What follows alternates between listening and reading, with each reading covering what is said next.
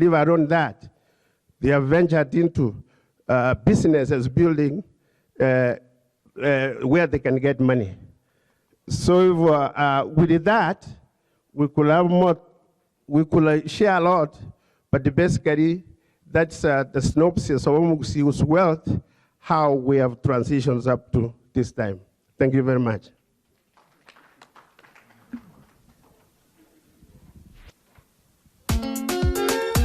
Amatemana manke korendere meyo yominto kinena samonene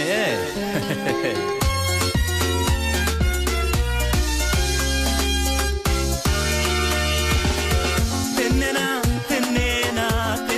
samonene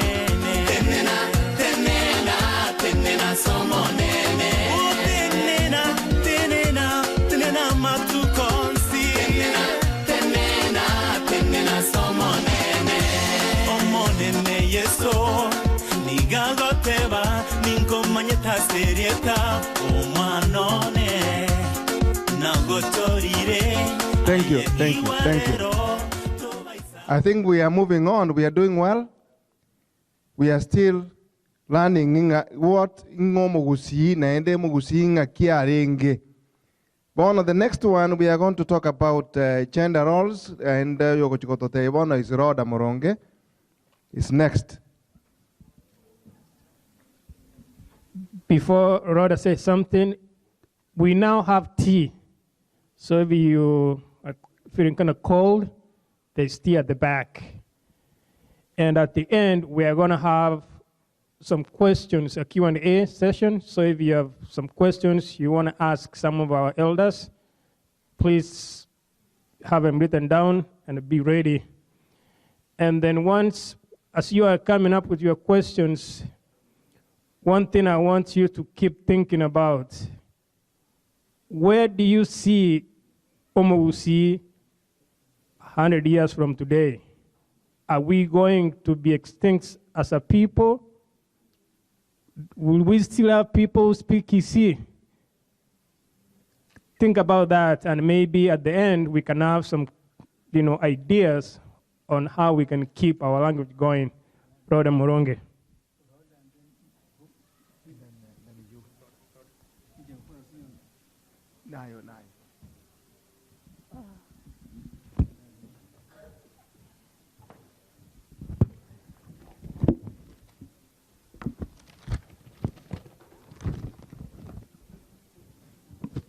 Okay,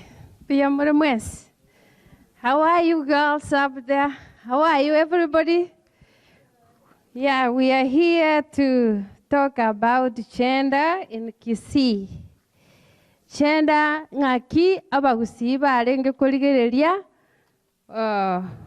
ngaki barenge kuligereria oyo no moswati oyo no mongina oyo no mogaka. How are they? Somalia, we know your women who are there for domestic service. Domestic service. So, I go for domestic service. There need to be a change. There are men that are there for domestic service.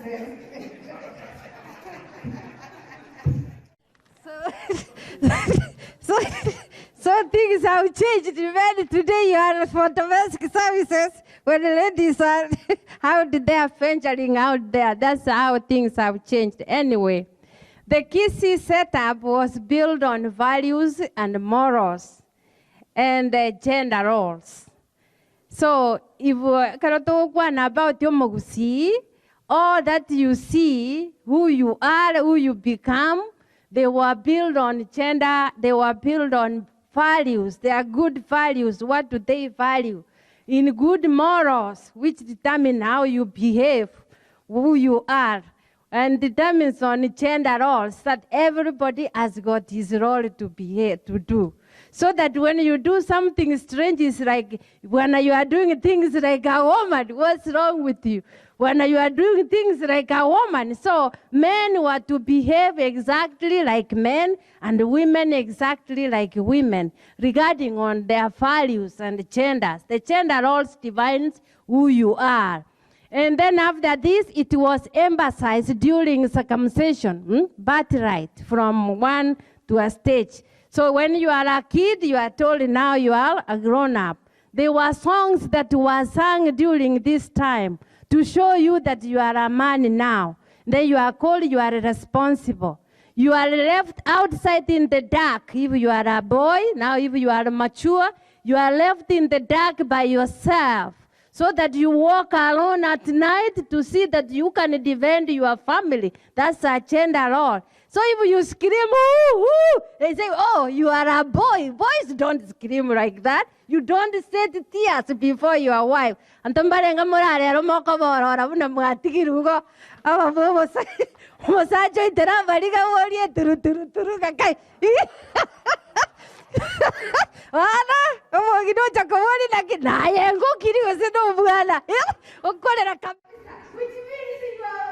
you are failed to be a man, so men were not to man up.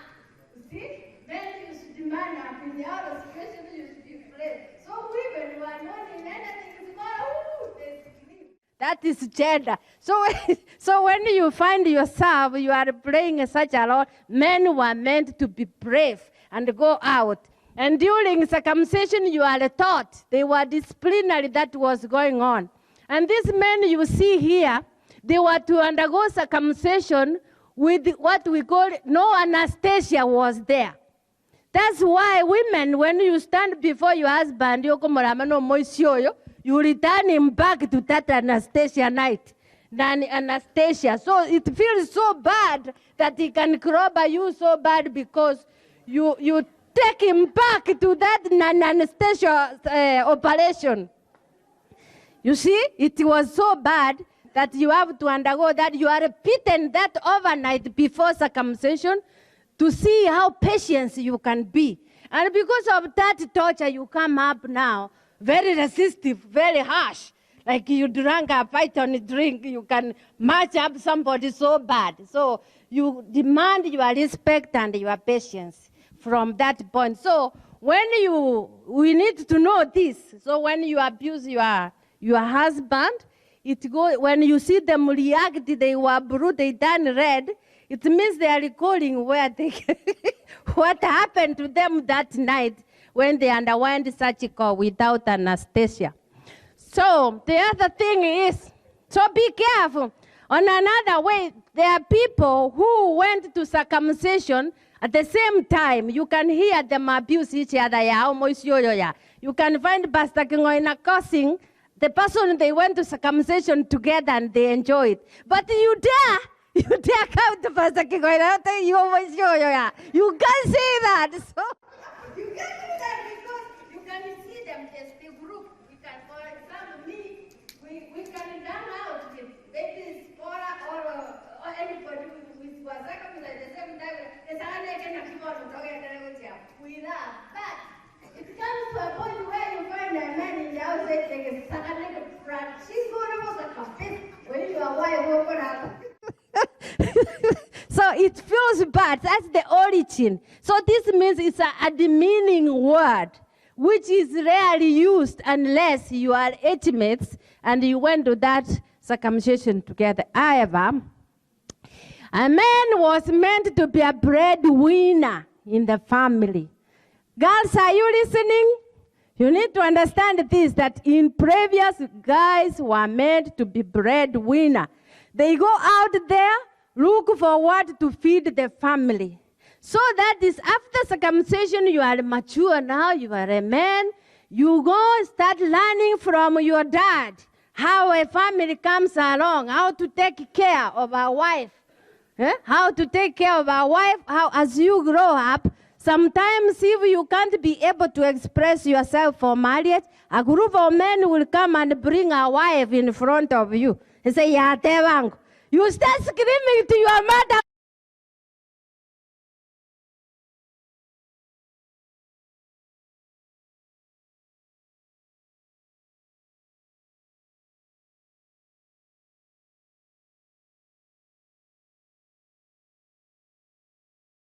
And you stand up, defend yourself. So ladies, that's why you see our men are so daring. They were trained not to pack up in any situation. They are trained to defend their family in all circumstances. That's why when you get married and you see your man is taking his position to defend his family or to discipline the kids, then you say, take your nonsense back to Kenya. You hear me? Take your nonsense back to Kenya. This is America. That's the beginning of problems because they were trained. You have to stand and defend your family. You have to teach your children on how to grow up according to values and morals of the family. Girls were taught on how to sit. You don't just sit like these days. Girls wear trousers and sit like this, like the Wasungus. You were to go nice and sit. Even sitting. Even sitting was a moral. The way you sit, so that's a Kisii woman. You sit nicely. They were not even meant. There were even chairs in their house. This is daddy's chair. You should not sit there. And this is mommy's chair. You respect. And then they were taught as you grow up. Girls were taught on gender bias. During the time you are passing now to be a woman, you will start separating yourself from the men. You are told at this age you misbehave, you will be pregnant. At this age you do this and this. So women, girls were taught on how to behave, on how to take care of themselves, how to establish boundaries among themselves, and virginity was valued as a gender. In that when you get married and you are a virgin, your father will be added more cows. And if you are not, you will be sent back, and your mama will be ridiculed that she didn't do a good job to train your girl to be faithful into marriage. Polygamy was allowed in this case. Before that, I say, men were meant to be daring and do hard job. They were taught to be daring. So any hard work you see, any daring work you see at night, being a watchman, that's the work of men. But these days, women are working in the army. Women are working as gatekeepers. Women are working.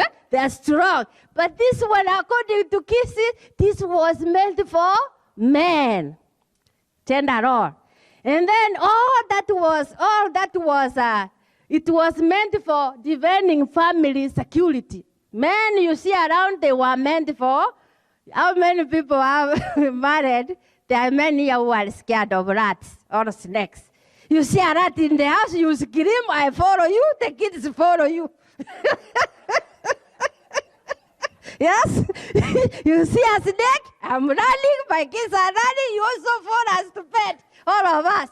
But in Kisii, men were taught if a snake comes, even if you are scared of a snake, man, you have to fight this snake to show your wife that you are what? You are tough. That is the gender role of the Kisii, that you have to die for the security of your family. You have to stand. Even when you had something outside, you have to get up like a man and go see what's happening outside. That you give your life out for your what? For your family. Another thing that was there is they owned land. Men were meant, they were not supposed to back up. They ended up fighting to own land and so responsibility before marriage. That's why a man, before you get married, you have to have a piece of land. Your dad will tell you, this is your piece of land. You go put a house there, then now go outside and look for somebody to come and live with you there. And in this contest, when they were going to get married, there's no business of coming in, we stay a little bit and then go. There's nothing like that. They were to sit down. Marriage was a community business, a family business. If we have spotted somebody, you go there, you say, that family is good. We need that lady from that family or that man. They were to do thorough scrutiny to know who you are going to marry. At this time, we say in gender, women were meant to stay home and do light jobs. That's why women are called abakungu, means they kunga, they take care of things that have been brought home. That's why they were housekeepers. They keep their home. And if there is war outside, because they were meant to be scared over something small, they were not meant to go ahead in war. So what they do, they were to go behind and take care of the property that has come home, which has changed these days. All of us, we are breadwinners. So we have to see how things are changing and what we were before. Girls were known as a source of wealth. They were never given a chance to go to school when school came. Because girls were known that, oh, these girls were not given a chance to go to school. In case you get married, that dowry which is paid is meant for school fees for your younger brother or your elder brother. So they were meant that this is a source of wealth. The more girls you had, the more wealthy you become, because the cows will be coming home, which is the difference now today, that all women have been empowered, and now we go to school. You see how change is coming? Both men and women now are going to school, and education has empowered themselves, and now gender role is changing, which is bringing friction to our society. Another thing, a man was to look for dowry and build a house to show that you are capable to marry. These days, you just walk around.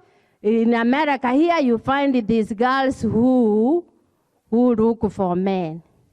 That's why, as ladies from Kisii, we just sit for men to look for us. But when you see Musungu outside there, he gets a crush with you. A woman says, hey, guy, I love you. I want you to marry me. And you say, oh, my God, how can a woman go ahead and attack a man for marriage? So in this case, is that that is the gender bias. Women were to sit down, and then men comes and marry. And traditionally, a woman, you are married, you go to a boy's place. But these days you see here that you get married, a old man, you bring your wife to your father's house. That is a conflict right there, or to your mama's house. And finally, the women were meant to stay in the house and teach their daughters good manners, how to behave, how to be faithful.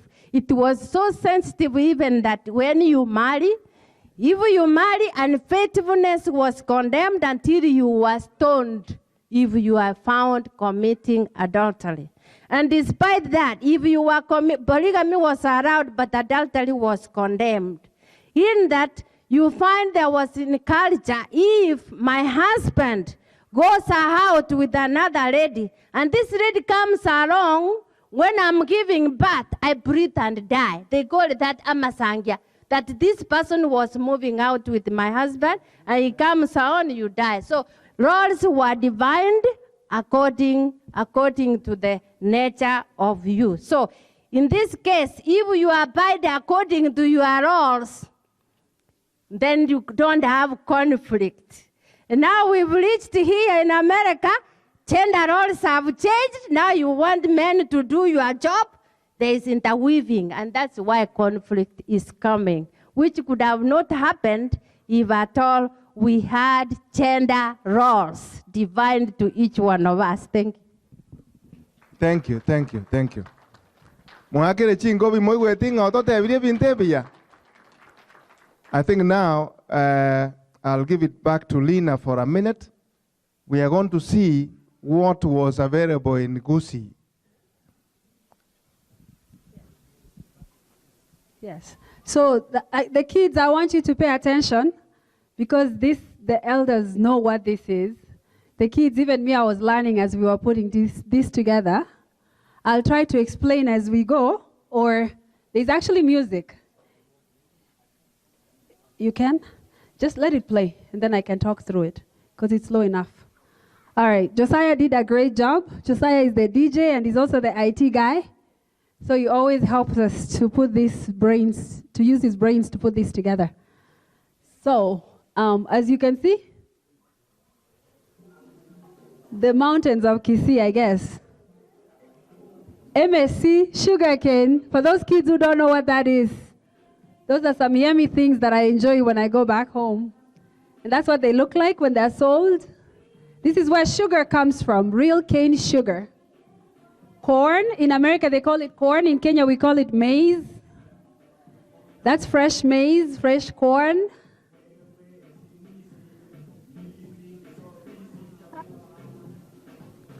Look at that. That makes sense to some few.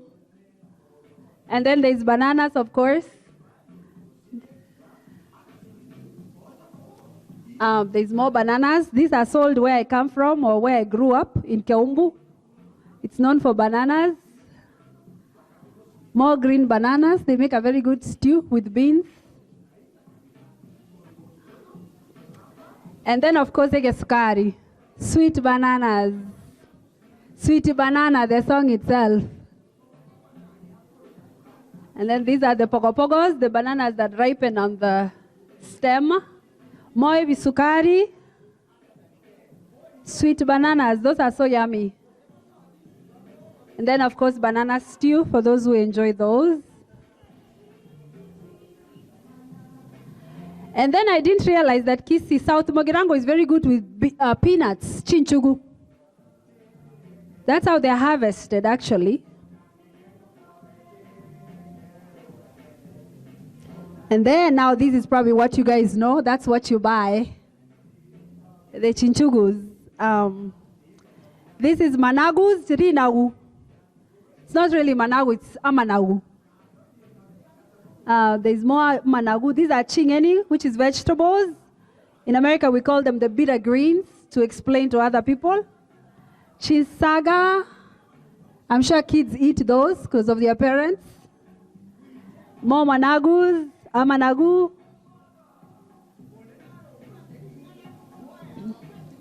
And then, you know, Sarah, are you here? Sarakastone. When I Googled Chinsaga, you find Sarakastone farming in Wisconsin. I wish I could go back to that, Josiah. But anyway, so there's, that was Sarakastone. She's here. Look at the maperas, guavas. Those all grow in Kisii. And those are fresh guavas in Egetonga.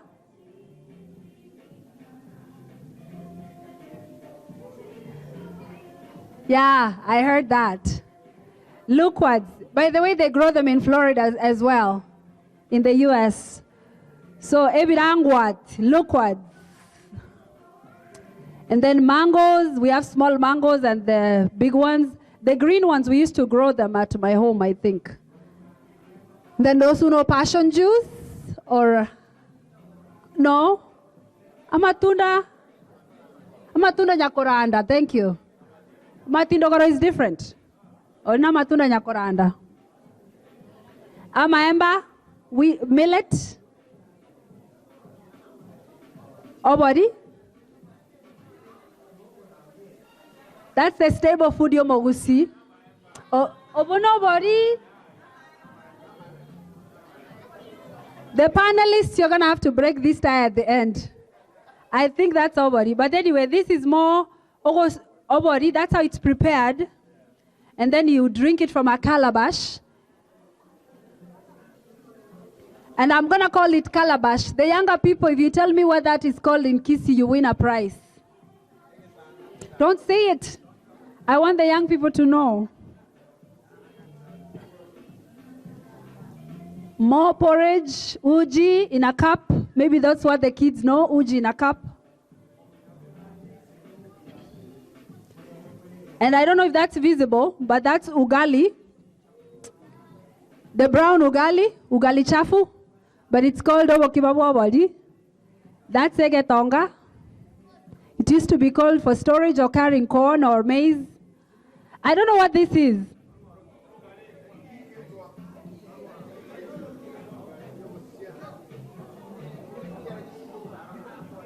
Okay.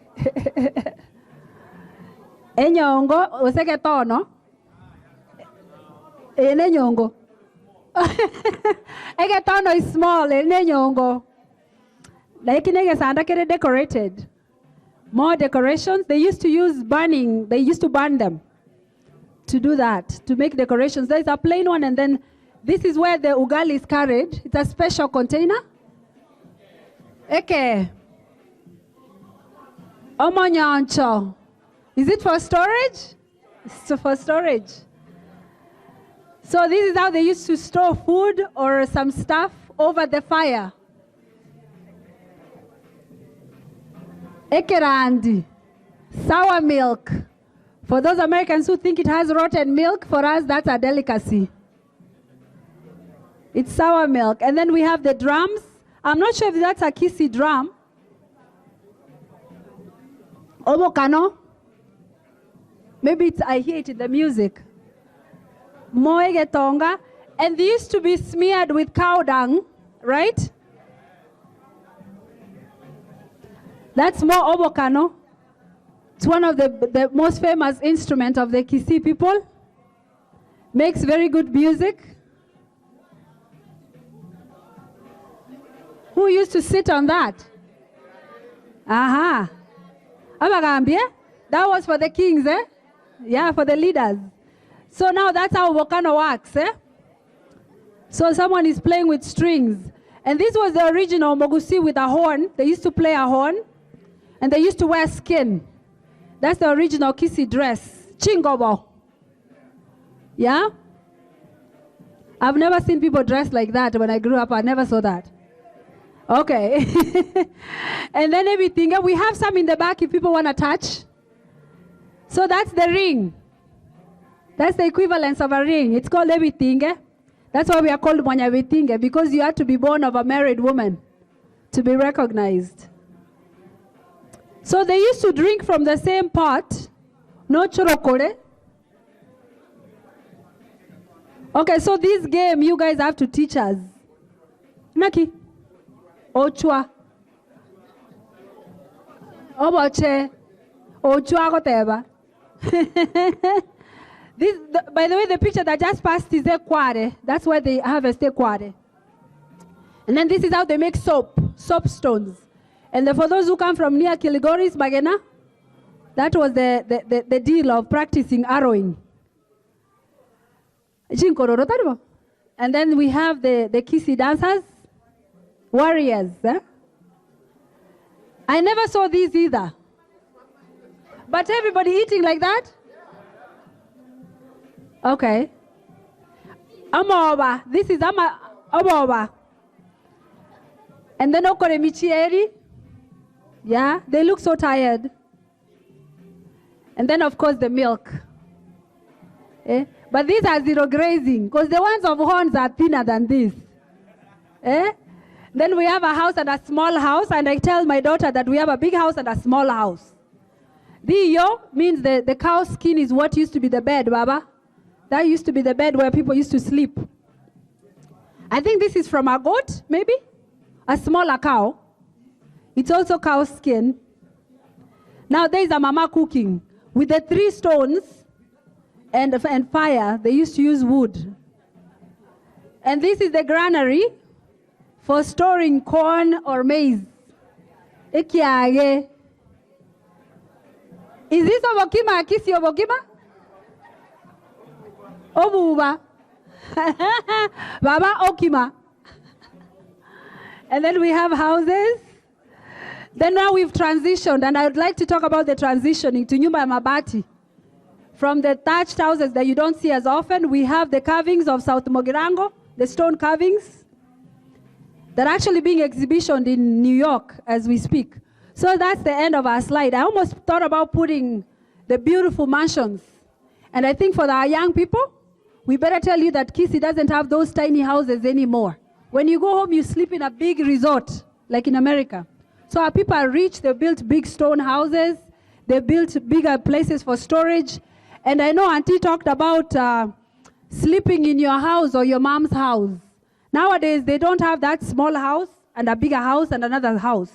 People have built such a big house with 7 rooms where you can stay in your mom's house. I don't think it's bad. It's just transitioning. And it's healthy for you.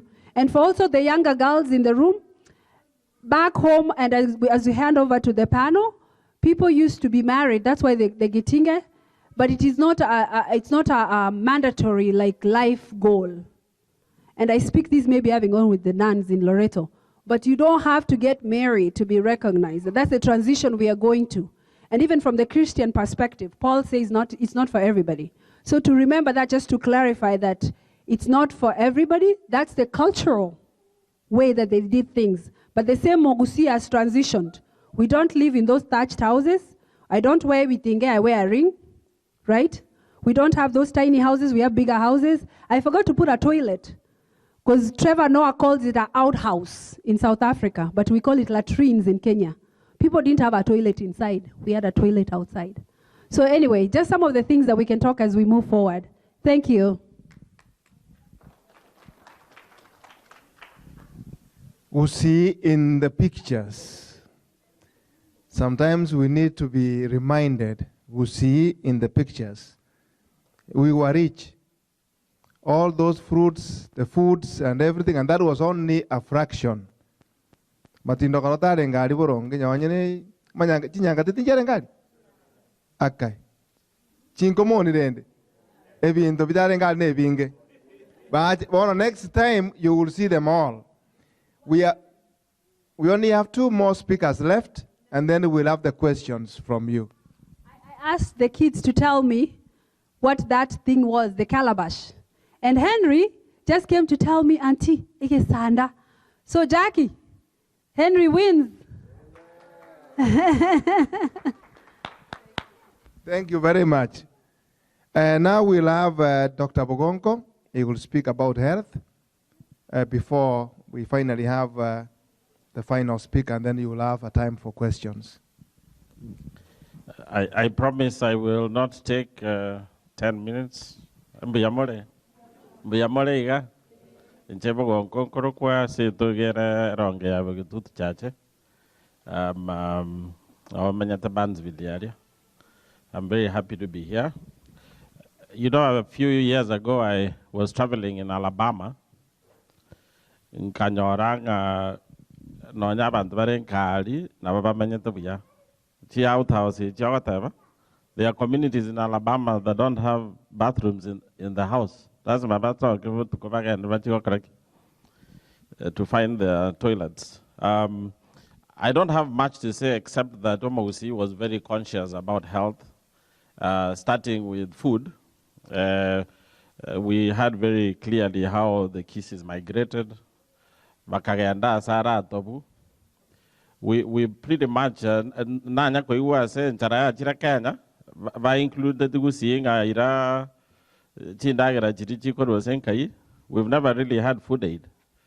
Reality is omogusiga manyetenga igo toko ruega sara rabuse toga na alia se bituno, because we understood the value of rain, vegetation, ne chindagira cheito. The amazing thing is, Samatuka and Nonya Nairobi alia. What are you going to eat there? Chinsaga, Yinagu, yeah?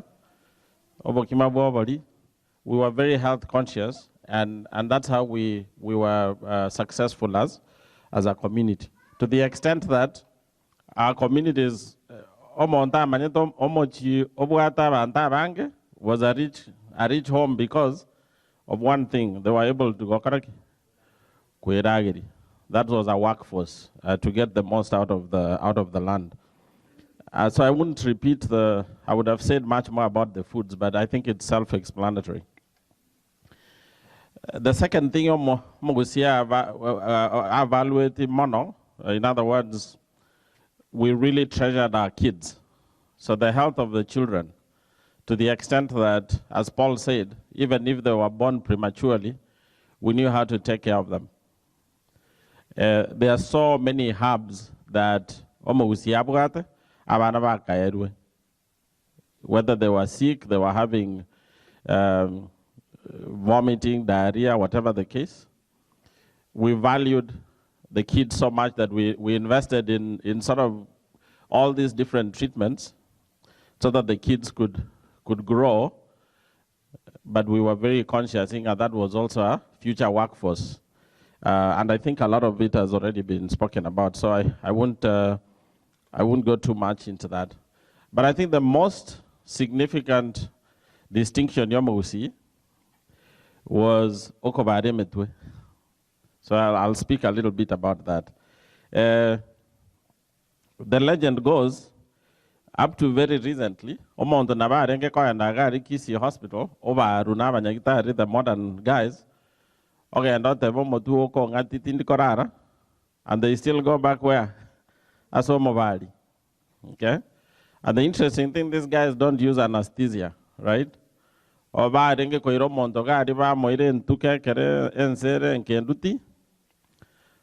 Obua Tunaba and Togari, and they had very crude instruments, which was scalpels, which were really made from nails, and they've been hit until they are different shapes and sizes. Okay? And there's actually somebody who did a study, is this thing really true? And I would encourage you to Google some of the studies that have been done on Kisii. Craniotomies is what we call them. We were the first neurosurgeons. So one of the interesting things is, it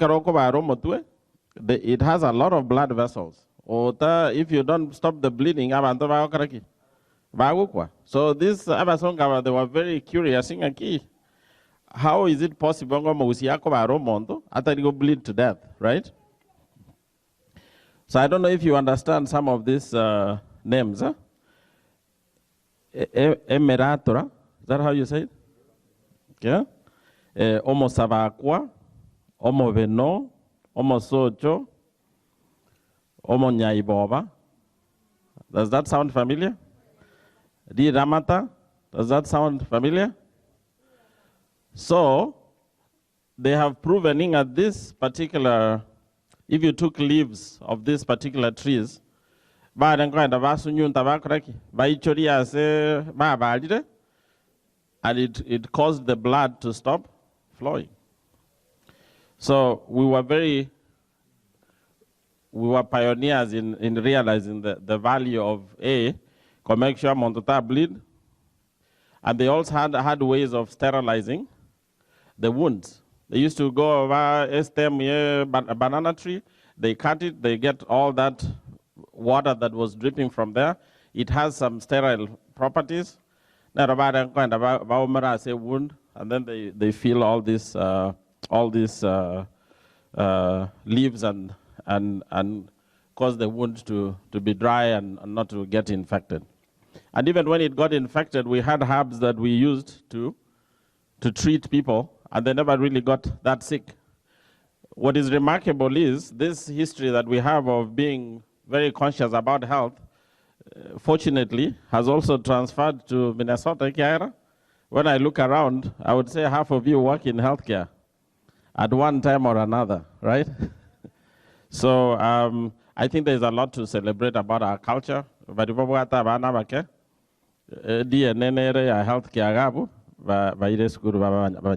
Thanks.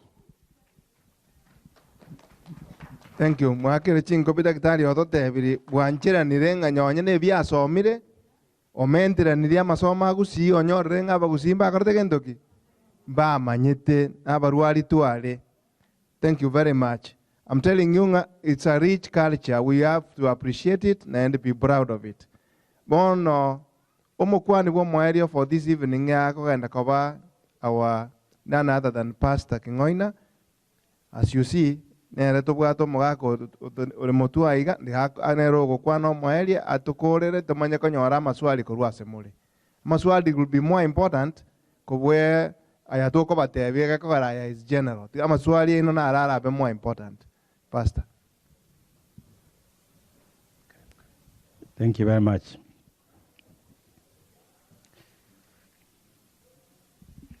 When in Kingoina Korukwa, Peter Kingoina, say to Mosamaro Siaga. Chaki Ori Motogoron.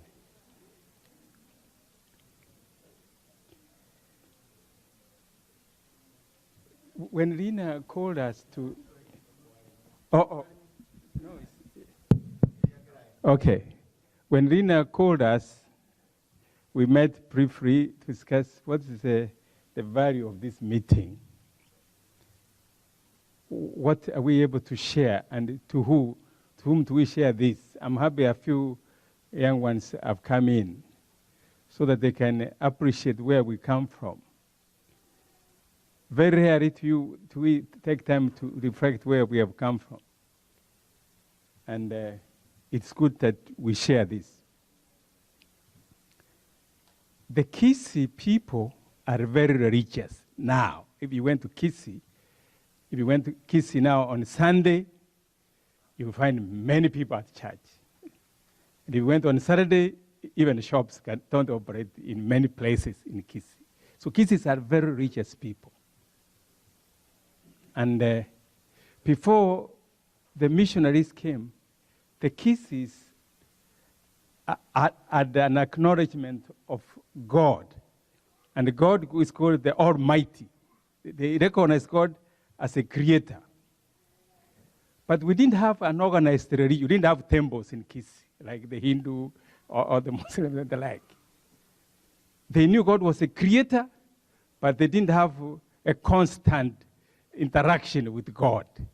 God stayed up there in the clouds, and once in a while, they invoked his protection on emergencies or in certain critical times. Like Miranda said here, when the mother gave birth to a child, and they were not sure whether they would survive, the mother would bring the child out. He says, I'm going to care for this child, as if it was a dedication of children to God. So we didn't have temples. We didn't have shrines in Kisii. And Kisii said we were not centrally organized. We were small groups, clans. And sometimes we could, this clan had their own issues to deal with. So there wasn't elaborate religious practices. But we also recognized Satan na rengo.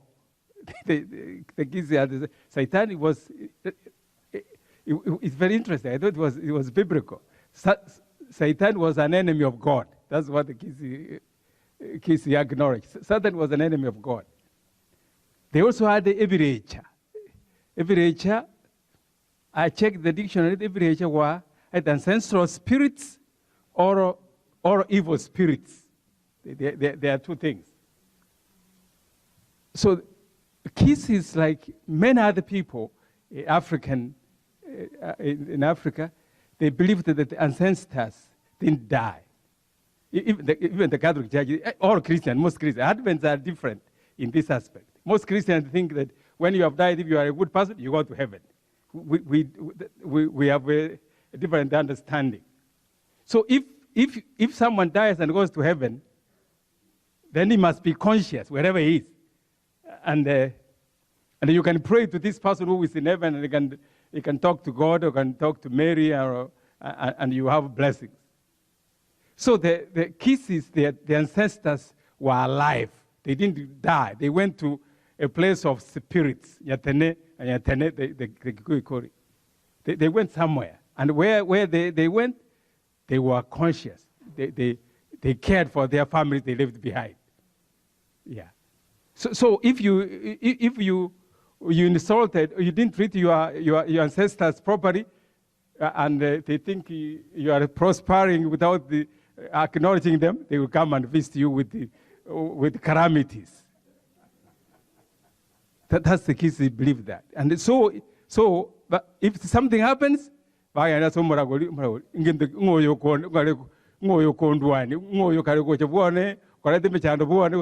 something. Most they were women, interestingly. You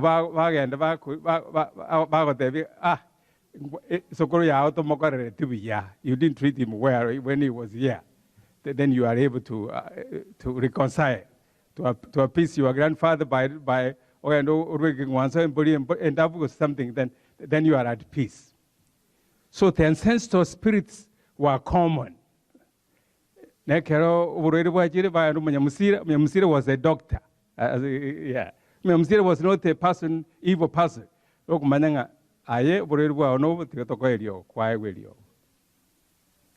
So Kisii when the missionary came, about the early 20th century, missionaries came to Kisii. So we transitioned very quickly. The missionaries came, the colonialists came, and within a short time, the Catholic missionaries established their mission at Nyabururu.